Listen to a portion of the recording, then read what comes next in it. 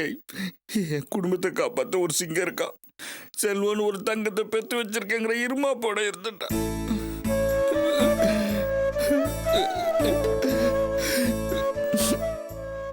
உனக்கு இப்படி ஒரு அவமானம் வந்துருச்சுன்னு நினைக்கும் போது என்னால எப்படி தாங்கிக்க முடியும்?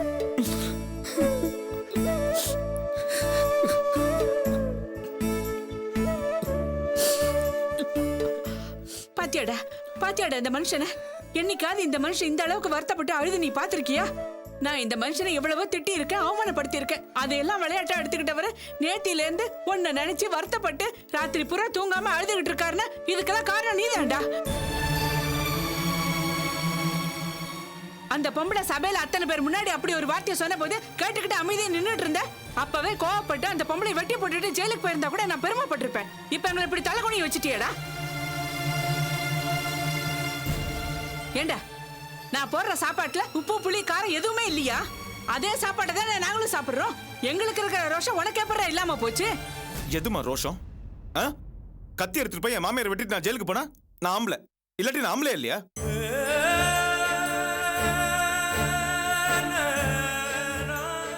ரெண்டு குடும்பத்தோட உறவை வச்ச எந்த விபரீதமும் நடந்துடக்கூடாதுன்னு நான் அமைதி என்னன்னா நான் கோழ ரோஷம் இல்லாதவன்.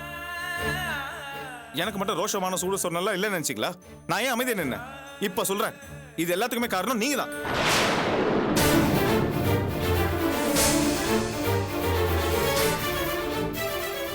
நானா? நான் காரணமா? என்னடா உளர்ற? ஆமா, அந்த அம்மா வாயில இருந்து எதுக்காக அந்த மாதிரி ஒரு வார்த்தை வந்துச்சு? நீங்க அர்ச்சனா பார்த்து மறுபடியும் சொன்னனால தானே அவங்க என்ன பத்தி அப்படி ஒரு வார்த்தை கேட்டாங்க.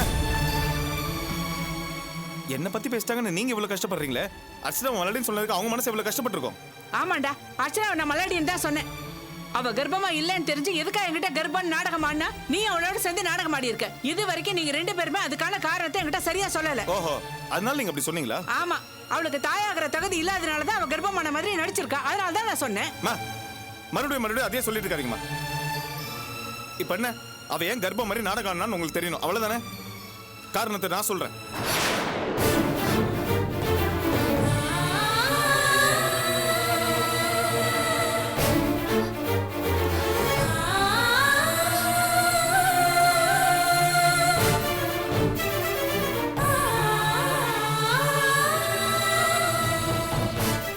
நானும் அர்ச்சனாவும் இன்னும் ஒரு 2 வருஷத்துக்கு குழந்தை பெற்றுக்கு வேணான்னு முடிவு பண்ணியிருக்கோம்.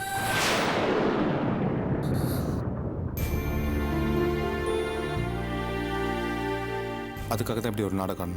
குழந்தை வேண்டான்னு முடிவு பண்ணதுக்கு அப்புறம் எதுக்காக கர்ப்பம் நாடகம் பண்ணீங்க? அர்ச்சனா கர்ப்பமா இருக்கான்னு நான் சொன்னா இல்ல அர்ச்சனா தான் சொன்னல? யார் சொன்னது? அர்ச்சனா வாந்தி எடுத்ததை நாங்க கர்ப்பம்னு நினைச்சுக்கிட்டோம். நீங்க உடனே சொல்லி இருக்க வேண்டியதானே? எங்க சொல்ல விட்டீங்க? அர்ச்சனா வாந்தி எடுத்ததும் அப்பா அவங்க வீட்டுக்கு ஃபோன் பண்ணி அவங்க வீட்டுல இருக்கிறவங்க கிட்ட எல்லாம் அர்ச்சனா கர்ப்பமா இருக்கான்னு சொல்லிட்டாரு. ஒரு பக்கம் நீங்க எல்லாம் சந்தோஷத்துல துள்ளி குதிக்கிறீங்க, இன்னொரு பக்கம் அவங்க வீட்டுல இருக்கிறவங்க எல்லாம் சந்தோஷமா இருக்காங்க. சரி, இந்த சந்தோஷத்தை உடனே எதுக்கு கெடுக்கணும்னு சொல்லி நாங்களும் நடிக்கலாம்னு முடிவு பண்ணிட்டோம். கொஞ்ச நாள் கழிச்சு கலைஞ்சிருச்சுன்னு சொன்னா எந்த கேள்வியும் வராது. அதுக்கப்புறம் 2 வருஷம் கழிச்சு குழந்தை பெற்றுக்கலாம்னு இருந்துட்டோம். 2 வருஷம் தள்ளி போடுறதுக்கு என்னடா காரணம்? என்னம்மா இப்படி பேசுறீங்க? எனக்குன்னு எவ்வளவு கடமைங்க இருக்கு. ராணிக்கு ஒரு நல்ல இடத்துல கல்யாணம் பண்ணி வைக்கணும். பாசு வேற கவர்மெண்ட் வேலைக்கு தான் போவேங்கிறான். அதுக்கு வேற ஏற்பாடு பண்ணணும். அது தவிர ஷெட்டு மேல வாங்கின கடன், கல்யாணத்துக்கு வாங்கின கடன், ஏகப்பட்ட கடன். இதெல்லாம் இருக்கும்போது எப்படிமா ஒரு குழந்தை பெற்றுக்க முடியும்? அதனால தான் அப்படி ஒரு முடிவு எடுத்தோம். பிரச்சனைக்காக குழந்தை பெற்றுக்கலான்னா இந்த உலகத்துல யாருமே குழந்தை பெற்றுக்க முடியாதுடா. அதுவும் இல்லாம குழந்தைன்னு ஒண்ணு வீட்டுல இருந்தா எப்பேற்பட்ட பிரச்சனையும் மறந்துடும். இதை பாடுறா, இந்த மாதிரி எல்லாம் இனிமே எந்த காரணமும் சொல்லாத. நம்ம வீட்டுல சந்தோஷம் வரணும். இன்னும் 3 மாசத்துக்குள்ள அர்ச்சனா கர்ப்பம் ஆகணும். அவ்வளவுதான் சொல்லிட்டேன்.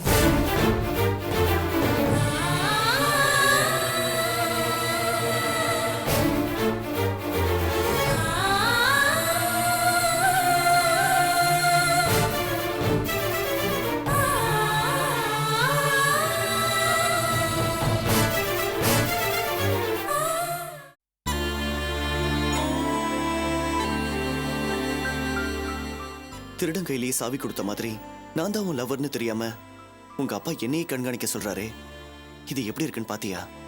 நீ சொல்றத பார்த்தா எங்க அப்பாக்கு என் மேல சந்தேகம் வந்துருச்சுன்னு நினைக்கிறேன். இனிமே நம்ம லேட் பண்ற ஒவ்வொரு நிமிஷமும் நமக்கு தான் ஆபத்து. அதனால நாம இந்த ஊரை விட்டு ஓடி போய் எங்கேயாவது சந்தோஷமா வாழலாம்.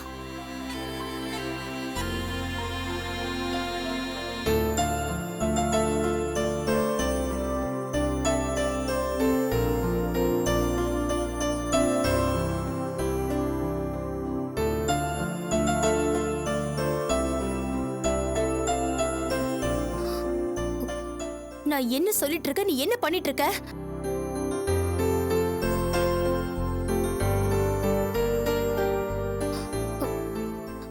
வாசு, நீ இப்படி சைலண்டா இருந்தா என்ன அர்த்தம்? உன் கேள்விக்கு பதில் இல்லைன்னு அர்த்தம். அப்போ என்னோட வாழ்க்கைக்கும் இதான் பதிலா? என் வாழ்க்கை அவ்வளவுதானா? அப்படி இல்ல. நீ இப்படி திடீர்னு முடிவெடுக்கிறத பார்த்தா எனக்கு பயமா இருக்கு. வாழ்க்கைனா என்ன, விளையாட்டு காரியமா? நிதானமா யோசிச்சு முடிவு பண்ண வேண்டிய விஷயம்.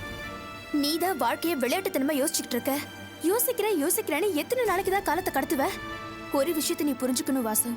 எங்க அப்பாக்கு இன்னொரு முகம் இருக்குங்கிறதையே அன்னைக்குதான் நம்ம புரிஞ்சுக்கிட்டோம். இதுக்கப்புறமா அவர்கிட்ட போய் சமாதானம் பேசி சரண்டர் ஆகி கெஞ்சுறதெல்லாம் நடக்காது. நம்ம காதல புரிய வச்சு அவர் சம்மதத்தோட கல்யாணம் பண்ணிக்கணும்னு நினைப்பிருந்தா தயவு செஞ்சு அதை மறந்துடு. கண்டிப்பா அது நடக்காது.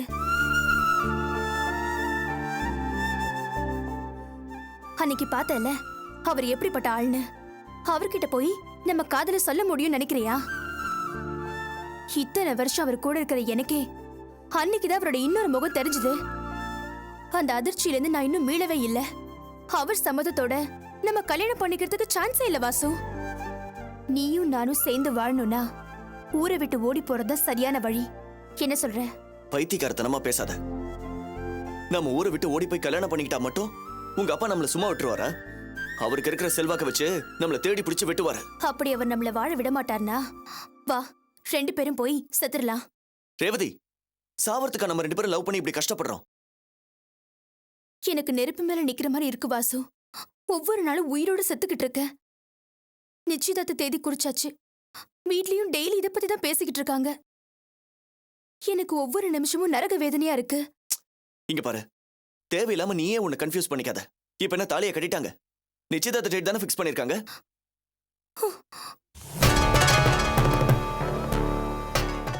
இங்க பாரு ரேவதி, இந்த கல்யாணம் நடக்காது.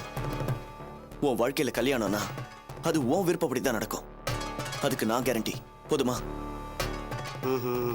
கதை இப்படி போதா? பேச வேண்டிய இடத்துல பேசிக்கிறேன்.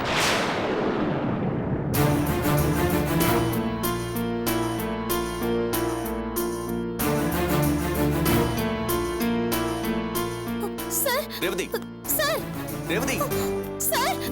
ரேவதி. ஐயோ, யார் அந்த ஆளு? என்னாச்சு ரேவதி? அந்த ஆளுதான் என் கல்யாணத்துக்கு ஏற்பாடு பண்ண புரோக்கர். அந்த ஆள் இப்ப நேரா எங்க வீட்டுக்கு போய் எங்க அப்பா கிட்ட இந்த பத்திர உண்மையெல்லாம் சொல்லிடுவான். போச்சு, என் வாழ்க்கையே போச்சு, எல்லாமே போச்சு வாசு. பயப்படாத ரேவதி, எது நடந்தாலும் பாத்துக்கலாம். வேண்டாம் வாசு, ரிஸ்க் எடுக்க வேண்டாம். எங்க அப்பாக்கு எப்படி விஷயம் தெரிஞ்சிரும். அதுக்கப்புறம் அவர் சும்மா விட மாட்டாரு. வா, இப்பவே எங்கேயாவது போயிடலாம். ரேவதி, இதுக்கெல்லாம் பயப்படுற ஆள் நான் கிடையாது. என்ன நடந்தாலும் சந்திப்போம். சொன்னா கேளு வாசு, வா எங்கேயாவது போயிடலாம். ரேவதி, நான் சொல்றல, நீ வா. வாசு ப்ளீஸ் வாசு, சொல்றது வா கேளு. ரேவதி, வா. டேய், இதை வரேண்ணே.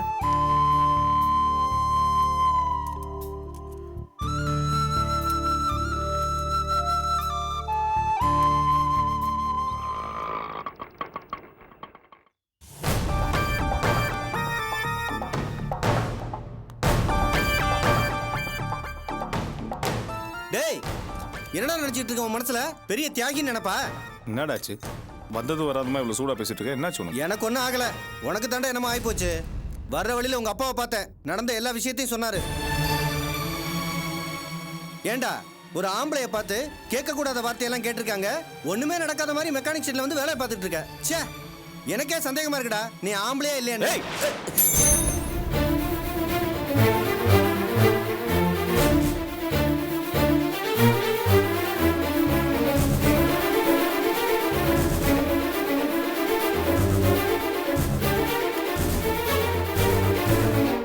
இப்ப கோவம் வருது இல்ல? இதே கோவம் அந்த அம்மா எல்லாரும் முன்னாடியும் கேட்கும்போது வந்துருந்துச்சுன்னா நீ ரோசக்காரன் ஒத்துக்கிட்டு இருப்பேன். ஏன்டா கோவம் வரல? எதுக்காக நீ அந்த வார்த்தையை கேட்டு அமைதியா இருந்த?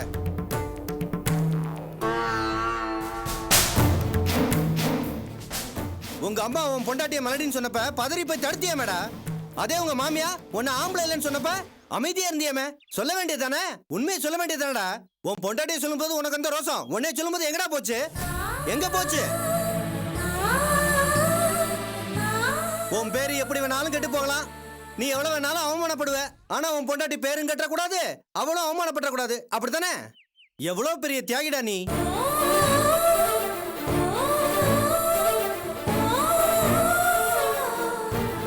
ஏய், நான் தெரியாம தான் கேக்குறேன். உன் பொண்டாட்டி என்ன தங்க பதுமையாடா இல்ல உன்னதான் ஓடி ஆடி கவனிச்சுக்கிறாளா? ஏன்டா அப்படி உள்ளங்களே வச்சு தாங்குறாவள? எல்லாரும் முன்னாடியும் புருஷன் முன்னாடியே வாழலாங்கிறத சொல்லியிருந்தா அப்பயே பிரச்சனை முடிஞ்சிருக்கும்ல. ஏன்டா சொல்ல? நீ ஏன் சொல்லன்னு எனக்கு தெரியும். சொல்லியிருந்தா உங்க அம்மா உன் பொண்டாட்டிய வாழா வெட்டியா அவங்க வீட்டுக்கு அனுப்பியிருப்பாங்க. இதனால பாதிக்கப்பட போறது உன் பொண்டாட்டி தான். அவளுக்கு ஒரு குறையும் வந்துடக்கூடாதுன்னு நீ ஏன் எல்லாத்தையும் பொறுத்துக்குவ.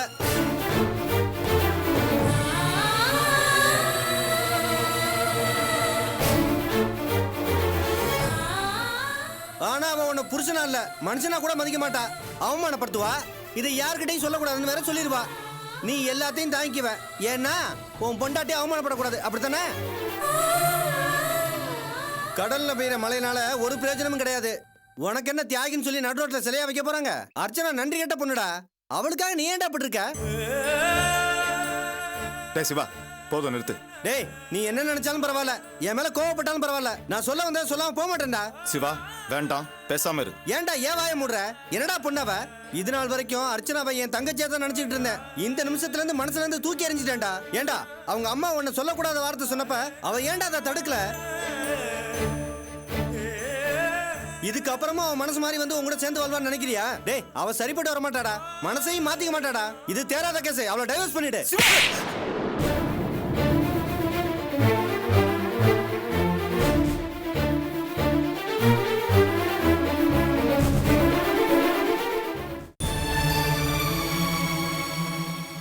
நானும் பார்த்துட்டே இருக்கேன், ஓவரா பேசிட்டே இருக்கேன். ஃப்ரெண்ட் என்ன வேணாலும் பேசலாமா? சேராதான் பிரிஞ்சு வந்துடுமா? ஏய், நீ உன் பொண்ணு சண்டை போட்டு நான் சம்பந்தம் பேசி சேர்த்து வச்ச. அதை விட்டு அவ தேர மாட்டா, அவளை விட்டு பிரிஞ்சு வந்துடும் சொன்னேன். அப்படி சொல்லி தான் வாழ்க்கை நல்லா இருக்கும். அதை தாண்டா நானும் சொல்றேன். என் வாழ்க்கை நல்லா இருக்கும்னு நீ நினைச்சில, அதே மாதிரி உன் வாழ்க்கை நல்லா இருக்கும்னு ஆசைப்படல. ஏன்னா தப்பு இருக்கு. என் பொண்டாட்டி அடிச்சாலும் முடிச்சாலும் என் காலையை தான் சுத்திட்டு இருப்பா. உன் பொண்டாட்டி அப்படி கிடையாது, டைவர்ஸ் பண்ணிடுறா. போதும் நிறுத்துறா.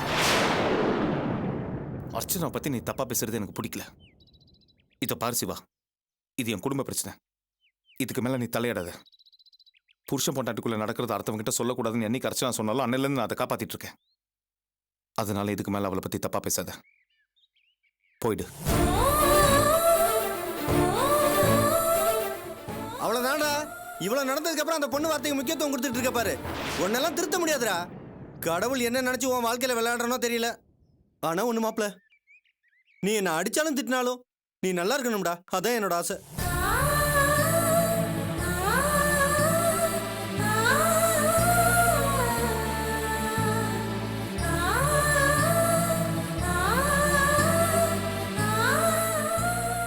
நீ இங்கேதான் நிக்கிறியா?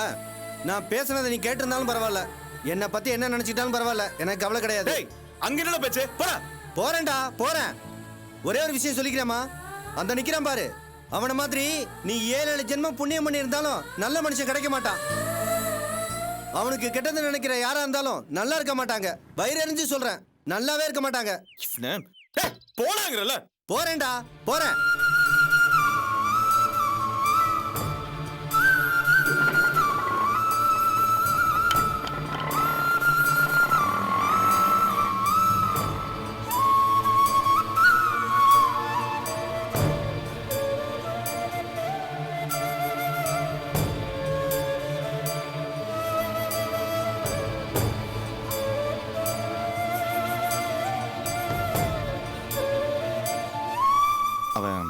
அவன் ஏதோ குடிச்சிட்டு வளரட்டு போயிட்டான்.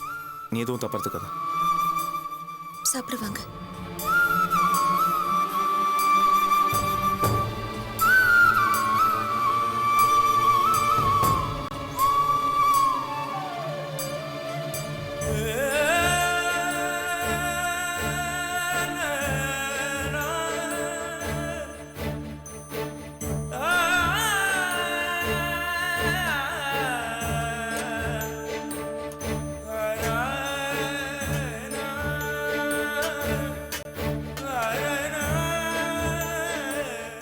சாப்பிடுங்க.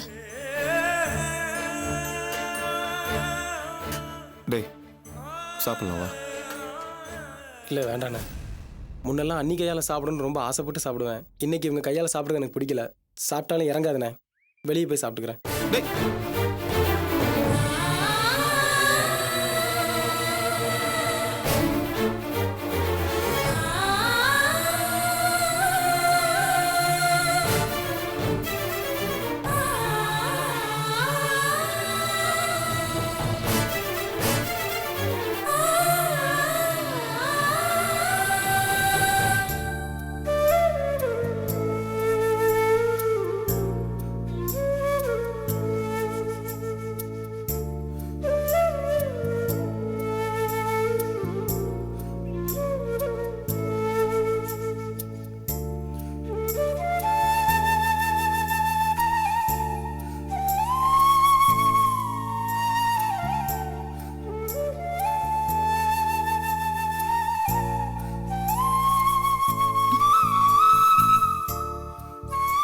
மன்னிச்சிட்டேன்.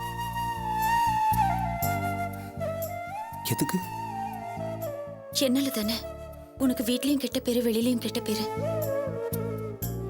உன் ஃப்ரெண்டை அடிச்சதுக்கு கூட நான் தானே காரணம். சேச்சா, என்ன இருந்தாலும் சிவா அப்படி பேசுனது தப்பு தானே. அதனால தான் அவன் அடிச்சேன். ஆனா அது ஒன்றும் பிரச்சனை இல்லை, நான் அவன்கிட்ட பேசி சமாளிச்சிருவேன். இல்ல, அவர் பேசினதுல எந்த தப்பும் இல்லைன்னு நான் நினைக்கிறேன். உன் மேல இருக்கிற அக்கறையில தான் அந்த சிவா அப்படி பேசியிருக்காரு. அன்னைக்கு ஆட்டோல போகும்போது அவர் எனக்கு அறிவுரை சொன்னது கூட உன் மேல இருக்கிற அக்கறையில தான்.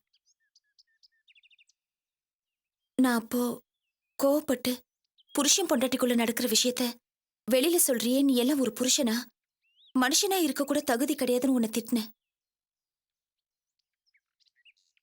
அந்த வார்த்தையை மதிச்சு இன்னைக்கு வரைக்கும் நீ எதை காப்பாத்திட்டு இருக்க. என்னாலதான் அதை காப்பாற்ற முடியாம போயிடுச்சு. அதுக்காக தான் மன்னிப்பு கேட்டேன்.